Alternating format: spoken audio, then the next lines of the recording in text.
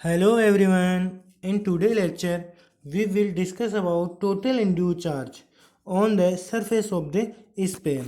तो आज के लेक्चर में हम अपने पास जो कंडक्टिंग स्फीयर था उसके सरफेस पे कितना चार्ज इंड्यूज हुआ उसको कैलकुलेट करेंगे। तो लास्ट लेक्चर में हमने क्या किया था, सरफेस चार्ज डेंसिटी कैलकुलेट कर ली थी और हमारे पास सरफेस चार्ज डेंसिटी की वैल्यू आई थी sigma is equal to -1/4πa/Q/r/A0³ d square minus A square. ये है सरफेस चार्ज डेंसिटी।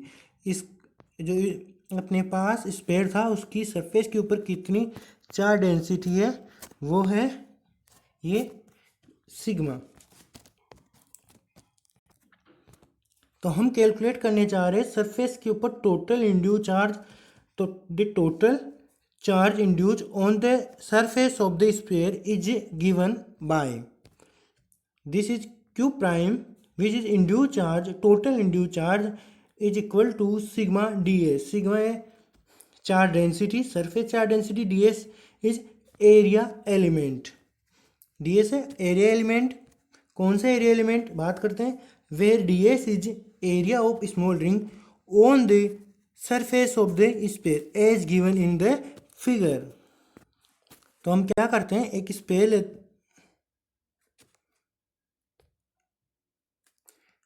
हम क्या करते हैं, एक अपने पास स्फीयर है और तो इस स्फीयर के ऊपर टोटल चार्ज निकालने के लिए हम क्या कर लेते हैं, छोटी सी इसके ऊपर ऐसे एक रिंग मार लेते हैं सरफेस के ऊपर होते हुए। ऐसे सरफेस के ऊपर से एक ऐसे रिंग बना लेते हैं। उस रिंग का जो एरिया है वो है ds। तो इस रिंग को अगर मैं काट के सीधा कर दूँ तो क्या होगी, शेप इसकी कुछ ऐसी, मतलब ऐसे जुड़ी हुई थी, इसको यहाँ से काटा और ऐसे स्ट्रेट कर दिया तो अपने पास वो रिंग कुछ ऐसी हो जाएगी। तो ये रिंग हो गई। तो इसका एरिया निकालना है और इसका एरिया है ds। तो इसका एरिया क्या होगा, ये तो हमने जो ये रिंग कंसीडर करी है यहाँ पे, इसको यहाँ से कट करके और हमने ऐसे स्ट्रेट रख दिया है और ये एक रेक्टेंगुलर सेम में आ जाती है स्मॉल एंगल के लिए। अगर यहाँ पे स्मॉल एंगल का चेंज है डी थीटा, जो चेंज है वो है स्मॉल, तो ये एक रेक्टेंगुलर सेम में दिखती है। और हमें पता है रेक्टेंगल की जो एरिया होता है वो होता है this length multiply this length into width. तो लंबाई गुना चौड़ाई हो जाएगी, मतलब क्या हो जाएगा, ये लंबाई मल्टीप्लाई दिस लेंथ। तो सबसे पहले हम इस लेंथ की बात करेंगे, ये लेंथ कितनी है। तो ये लेंथ कौन सी है, ये वाली, मतलब सरकमफेरेंस ऑफ द रिंग। ये रिंग का सरकमफेरेंस होगा और सरकमफेरेंस का फॉर्मूला होता है 2πr। तो हमें r कैलकुलेट करना पड़ेगा इस रिंग का। तो इस रिंग के लिए रेडियस होगी ये, तो हमें ये वैल्यू कैलकुलेट करनी पड़ेगी। तो हम देख रहे हैं यह है रेडियस और हम कैलकुलेट करेंगे ये वाली लेंथ, ये कितनी होगी। तो अगर यहाँ पे थीटा एंगल है तो ये क्या हो जाएगा, ए कोस थीटा और ये हो जाएगी ए साइन थीटा। तो हमें तो ए साइन थीटा चाहिए। तो ये जो रिंग बन रही है उसकी रेडियस होगी ए साइन थीटा। तो ए साइन थीटा इसकी रेडियस, तो इसकी सरकमफेरेंस कितनी हो जाएगी 2πr। आर की जगह ए साइन थीटा, मतलब अपने पास जो रेक्टेंगल है उसकी जो लेंथ होगी वो होगी 2πa साइन थीटा। अब हमें ये वैल्यू निकालनी है, ये कितनी होगी, तो ये कौन सी है, ये वाली, और ये क्या है आर्क। तो आर्क लेंथ कितनी होती है, आर्क लेंथ होती है रेडियस मल्टीप्लाई एंगल। एंगल ये होती है और एंगल क्या है, तो रेडियस है ए और एंगल है ये बीच का छोटा सा एंगल, वो है स्मॉल चेंज है थीटा में, तो डी थीटा। तो ये हो जाएगी आर्क लेंथ ए डी थीटा। तो ऐसे करके जो रेक्टेंगुलर है उसकी ये वाली साइड मिल जाएगी ए साइन थीटा। तो इस जो रिंग एलिमेंट बना उसका जो टोटल एरिया होगा वो हो जाएगा डी एस और वो होगा 2πa sine theta multiply A D theta. तो अपने पास डी एस एरिया एलिमेंट की वैल्यू आएगी 2 pi A sine theta A D theta. This is equation number 2, this is equation number 1। और ये लास्ट लेक्चर में मैंने निकाल लिया था सिग्मा की वैल्यू।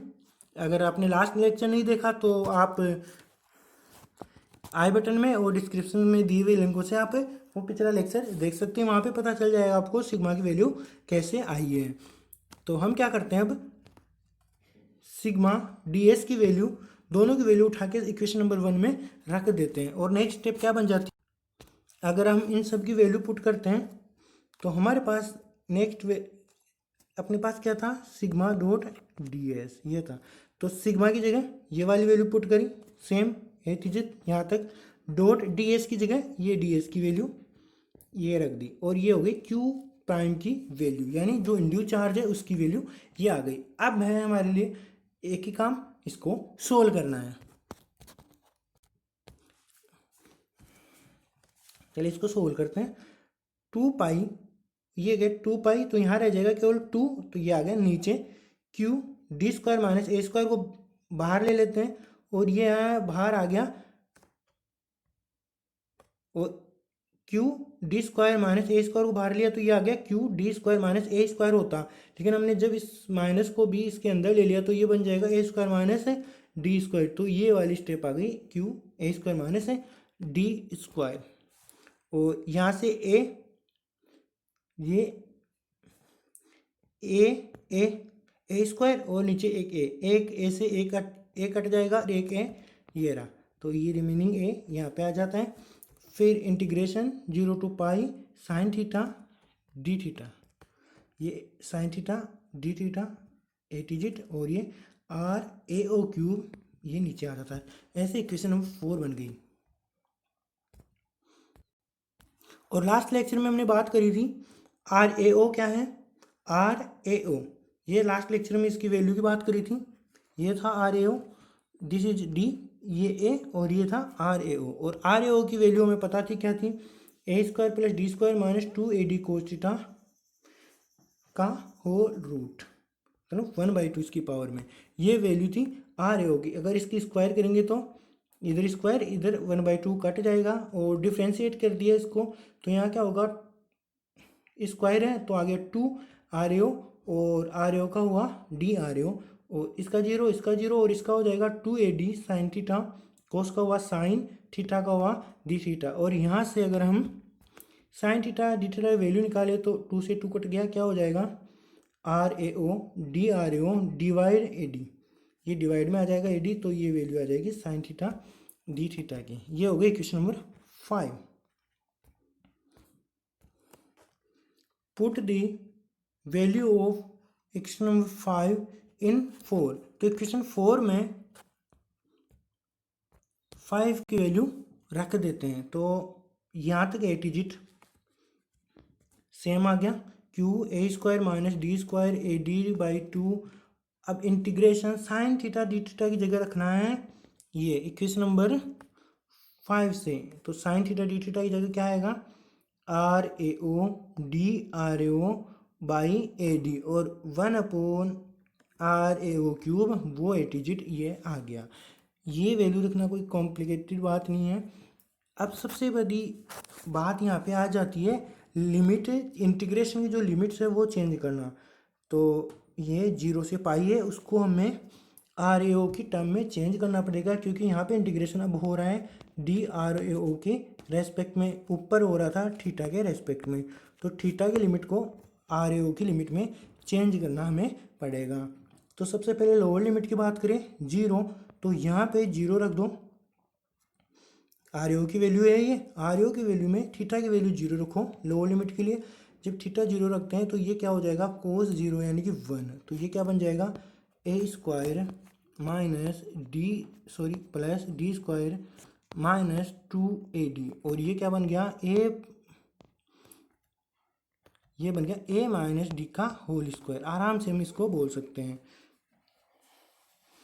और इसका है ऊपर 1/2 पावर में, इसकी पावर है 1/2 और इसकी पावर है 1/2, मतलब 1/2 से 2, तो a माइनस डी। 0 के लिए लिमिट आएगी जीरो के लिए लिमिट बन जाएगी a माइनस डी। तो हमने यहाँ पे लिमिट लिख दी a माइनस डी, या ये वैल्यू हमने लिख दी।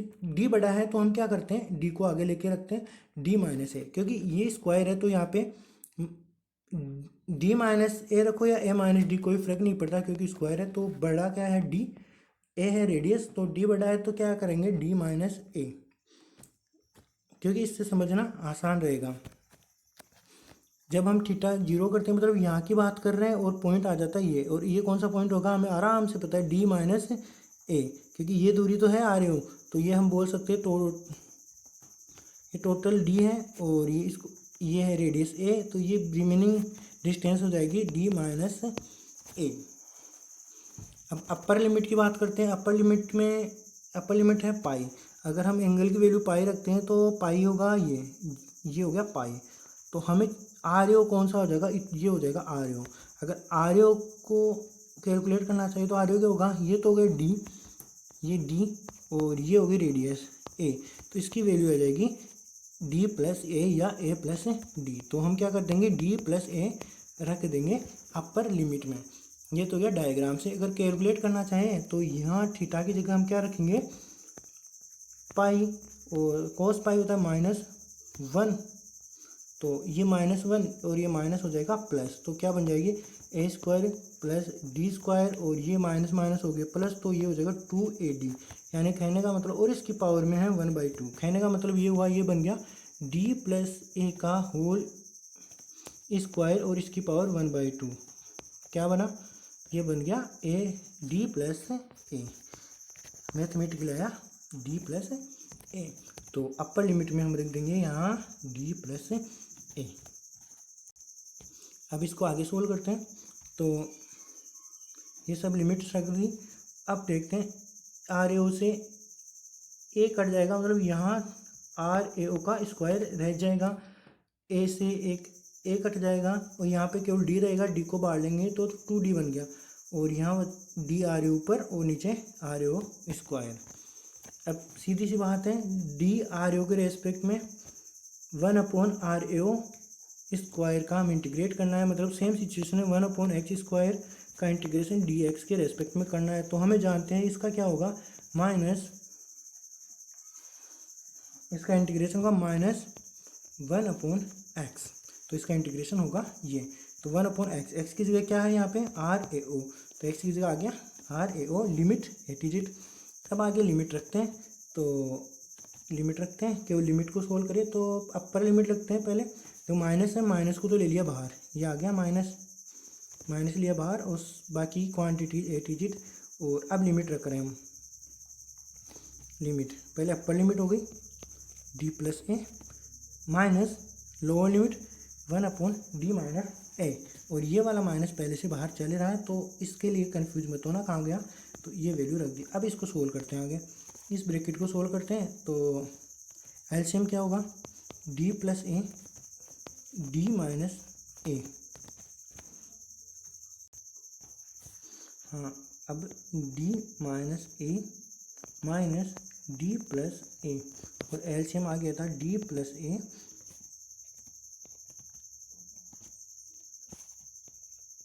D plus A D minus ए।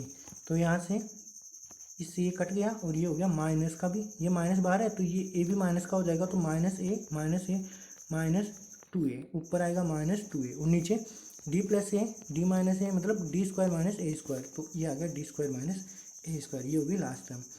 अब क्या करते हैं नेक्स्ट, 2 से ये 2 कट गया, ये जो माइनस था ये माइनस और ये माइनस प्लस बन गया, तो माइनस का माइनस एक दूसरे से ये दोनों कैंसिल हो गए, ये मान लो प्लस बन गया, और 2 से 2 कट गया। अब रह क्या जाता है, यहाँ है ए स्क्वायर माइनस डी स्क्वायर और नीचे डी स्क्वायर माइनस ए स्क्वायर, मतलब इससे माइनस कॉमन ले लेंगे किसी एक से, तो अगर इससे माइनस कॉमन लिया तो ये भी बन जाएगा,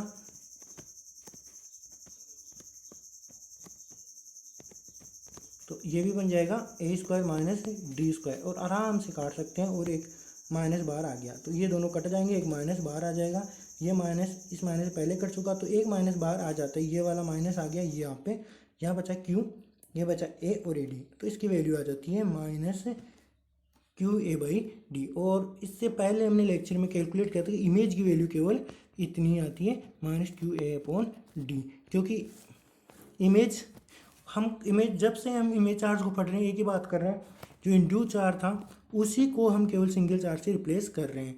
ये था अपना स्पेयर और इसके ऊपर चार्ज इंड्यूस हो जाते हैं, तो इतने सारे चार्जेस को कैलकुलेट करना कॉम्प्लिकेटेड हो रहा था अपने लिए, तो हमने इन सब की जगह एक इमेजिनरी चार्ज माना था जो मैग्नीट्यूड में इसके बराबर है। तो इनको किन से रिप्लेस किया था, minus Q A by D से, ये थी इसकी इमेज। और हमने जब सरफेस चार्ज डेंसिटी की हेल्प से कैलकुलेट करना चाहा तो इसकी वैल्यू सेम आ गई, यानी हमने जो इमेज चार्ज कंसीडर किया था वो सही था, वो सेम इसके ऊपर जितना चार्ज इंड्यूस हुआ उसकी वैल्यू के ही बराबर है, यानी अपना कंसेप्ट सही है। तो आज के लेक्चर में बस इतना ही। नेक्स्ट लेक्चर में हम किसी नए टॉपिक की बात करेंगे।